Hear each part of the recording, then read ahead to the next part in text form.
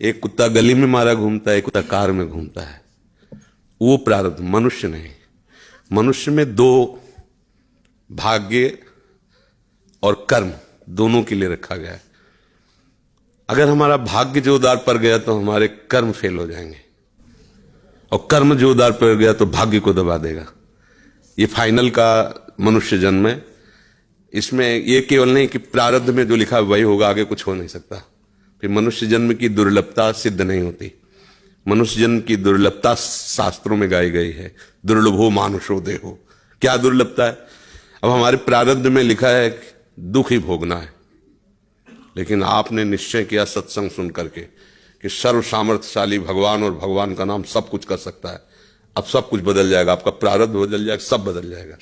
जैसे मार्कंडेय नाम के एक ऋषि थे, तो उनके पिताजी बहुत बड़े ज्योतिषाचार्य ब्रह्म ऋषि थे। तो जो ही वो पैदा हुए तो कुंडली बनाई, तो उसमें लिखा था 5 वर्ष की आयु। बड़े चिंतित हुए, क्योंकि बड़ी तपस्या के बाद ऐसा पुत्र हुआ और 5 वर्ष जिएगा।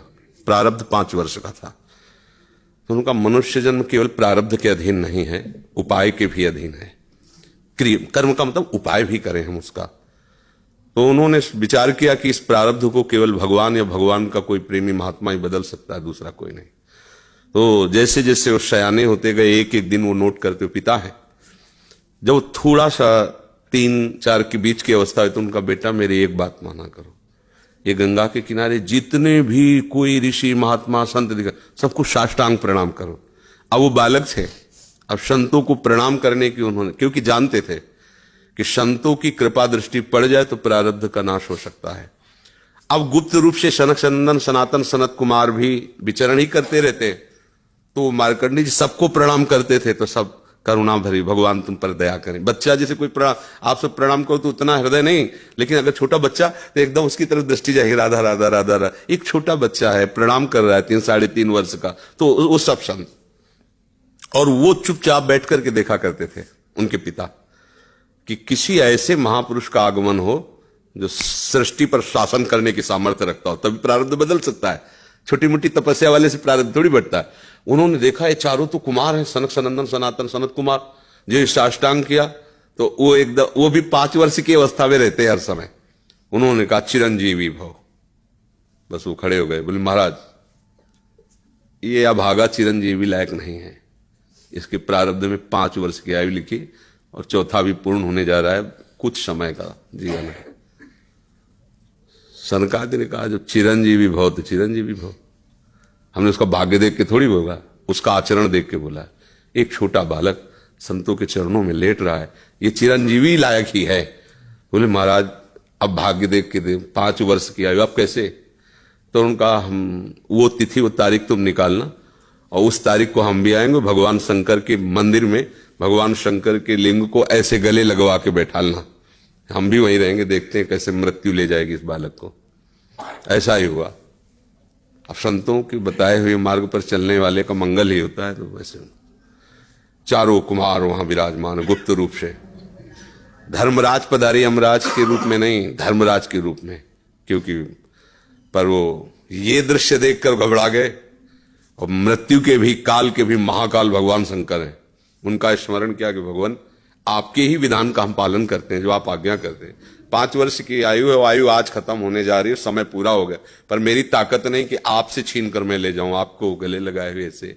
तो प्रभु आप प्रकट होइए और बताइए कि हम आपके कानून का आप कैसे पालन करें। अगर हम अभद्रता करते हैं तो आपकी मर्यादा जाती है, और अगर मैं अपने आपके कानून का पालन नहीं करते तो धर्म का नाश होता है। तो भगवान शंकर प्रकट हुए और उन्होंने कहा कि तुम्हें कोई परेशानी की बात नहीं। 5 वर्ष की आयु है ना, मेरी आयु के 5 वर्ष इसको जोड़ लीजिए। भगवान ने कहा मेरे हिसाब से। भगवान को जानते, जब यहां का पूरी सृष्टि का विनाश होता है ना, तो इतना होता है, निमेष निमेष इतने। जैसे भागवत में आता है, ब्रह्मलोक में एक कमल की पंखुड़ी ऐसे छेदी गई, तो मृत्युलोक का 1 वर्ष और वहां का इतना समय। तो भगवान का निमेष और ब्रह्मा की पूरी की आयु व्यतीत हो गई। आज भी अविनाशी हैं मार्कंडेय ऋषि, आज भी विराजमान है। क्या हुआ? क्रियमाण ने जोर कर दिया, प्रारब्ध का नाश हो गया। जो प्रारब्ध 5 वर्ष का था वो अविनाशी हो गया, वो अमोघ हो गया। तो हम केवल पशुवत प्रारब्ध भोगने नहीं आए हैं, हम नए प्रारब्ध की रचना भी करने आए हैं।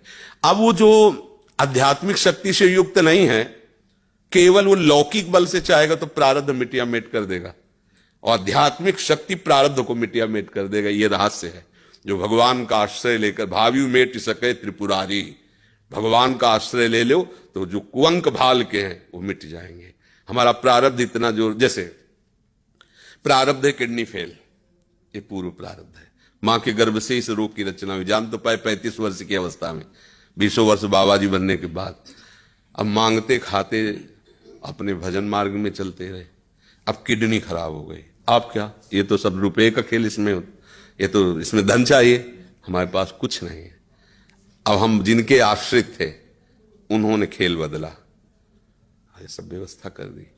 ये हमारे प्रारब्ध में नहीं था, प्रारब्ध में तो दुर्गति थी, दोनों किडनी फेल है, लेकिन आश्रय जिनका लिए उन्होंने चैप्टर बदल दिया। अब देखो किडनी खराब, 2 बजे से दिनचर्या चल रही, 2 बजे रात से। ये किडनी वाले पेशेंट की दिनचर्या होती है क्या 2 बजे रात से? तो ये है इनके चरणों का बल, और ये हमारा बल। हमारे बुरे कर्मों का फल हमको मिल रहा है, और उनके आश्रित हैं, तो ऐसे हमारा जीवन कट रहा है, ऐसे गोद में लिए काट रहे हैं। तो हम केवल प्रारब्ध के ही अधीन नहीं, हम कोई पशु नहीं है, मनुष्य जन्म में मिला है। हम नया कर्म करें ऐसा कि हमारे प्रारब्ध, बुरे प्रारब्ध का नाश हो जाए। हम ऐसे भगवान का आश्रय लेकर भजन करें कि हमारा, अच्छा भगवान सब कुछ है। जैसे आपको धन चाहिए तो लक्ष्मीपति है, यश चाहिए तो पुण्य श्लोक है, उन्हीं की कीर्ति से समस्त शास्त्र भरे हुए। जो चाहिए, रूपवान, गुणवान, धनवान, वैभवान, वो सबके समुद्र हैं, उनका आश्रय ले लो, सब कुछ हो जाएगा। अब अगर केवल धन पर लक्ष्य रखोगे और भगवान का आश्रय नहीं लिया तो बुरे कर्मों से भी तुम नहीं बच पाओगे। अब उपाय करना चाहिए कि हमारे नए कर्म ऐसे बलवान होने चाहिए कि जो बुराइयां हमसे पीछे हुई वो हमें परास्त न कर पाए। अगर हम यश चाहने की कोशिश करें तो भगवान का नाम कीर्तन करें, गुण और संयम से रहें, सबको सुख पहुंचाएं, अपने आप यश होगा। और अपने यश के लिए हम दंभ पाखंड करें तो बाद में ऐसी कालिक पोतेगी कि ना लोक के रह जाओगे ना परलोक के रह जाओगे। तो हमें यश चाहिए, धन चाहिए, सुख चाहिए, तो एकमात्र भगवान का सहारा लेकर हम भागवतिक आध्यात्मिक कर्म ऐसे करें जिससे सबका मंगल हो जाए, सबको सुख प्राप्त हो जाए।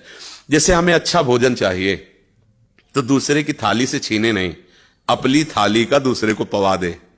अब तुम्हारे लिए जो व्यवस्था होगी बड़ी हाई क्लास की होगी, क्योंकि वो सरकारी होगी। वो देख रहा है ना, तुम दूसरों के लिए अपने सुख का त्याग कर रहे हो, तो तुम्हें कभी दुखी देख ही नहीं सकता।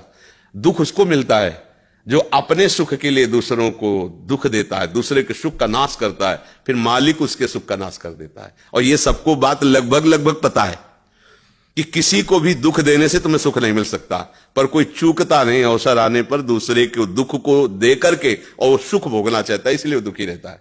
अगर चतुरता आ जाए, विवेक आ जाए, और विवेक पूर्वक को अपने कर्म को संभाल ले, तो बुरा प्रारब्ध भी टल जाएगा, मंगल ही मंगल, आनंद ही आनंद रहेगा। ये भगवान का आश्रय ले।